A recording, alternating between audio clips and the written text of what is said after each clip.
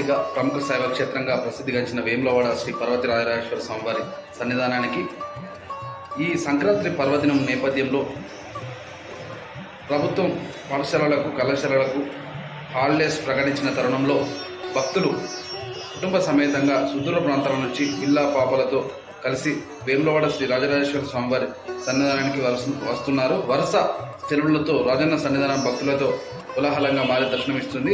అర్చక స్వాములు, వేద పండితులు ప్రత్యేక పూజా కార్యక్రమాలను నిర్వహిస్తూ స్వామివారికి అభిషేక పూజా కార్యక్రమాలను, నిత్య కళ్యాణం, అన్న పూజ కార్యక్రమాలను శాస్త్రోక్తంగా నిర్వహిస్తున్నారు. ముందుగా ఆలయానికి చేరుకున్న భక్తజనం ధర్మగుండంలో పుణ్యస్నానాలు ఆచరించిన తర్వాతే స్వామివారికి ఇష్టమైన కోడెముక్కలతో పాటు తరలియాలు సమర్పించుకొని స్వామివారికి కుంకుమార్చన పూజా కార్యక్రమాలతో పాటు అభిషేక పూజా కార్యక్రమాలను చేస్తూ సేవలో తరిస్తున్నారు.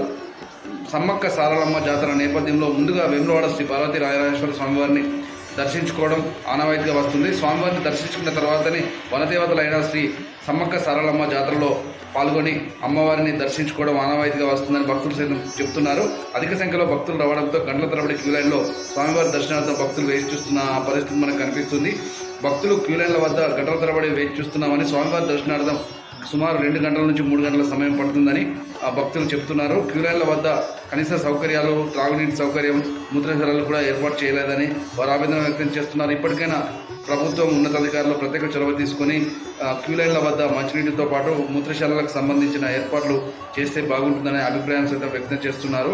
కోడెముక్కులు చెల్లించుకోవడం అనేది ఈ ఆలయానికి సంబంధించిన విశిష్టం అని చెప్పుకోవచ్చు.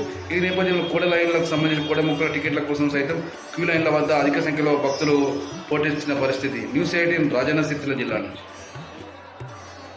ముందుగా ధర్మగుండంలో పుణ్యస్నానాలు ఆచరించిన భక్తజనం స్వామివారికి ఇష్టమైన కోడెముక్కలతో పాటు తలలియాలు సమర్పించుకొని సేవలు తరించారు. తమ ఇంటిల్లి పాదిని పిల్ల పాపలను చల్లంగా చూడు రాజన్న తండ్రి అంటూ స్వామివారిని వేడుకున్నారు. స్వామివారి దర్శనానంతరం అనుబంధ దేవాలయమైన శ్రీ లక్ష్మీ నరసింహ స్వామివారితో పాటు భీమేశ్వర ఆలయంలోని భీమన్నను, బద్దిపోచమ్మ తల్లిని దర్శించుకుని అమ్మవారికి బోనాల నైవేద్యాలతో పాటు పసుపు కుంకుమలు సమర్పించుకోవడం ఆనవాయితీగా వస్తున్న తరుణంలో అమ్మవార్లను దర్శించుకొని అందరినీ చల్లంగా చూడు అంటూ దేవదేవుళ్లను భక్తులు వేడుకున్నారు.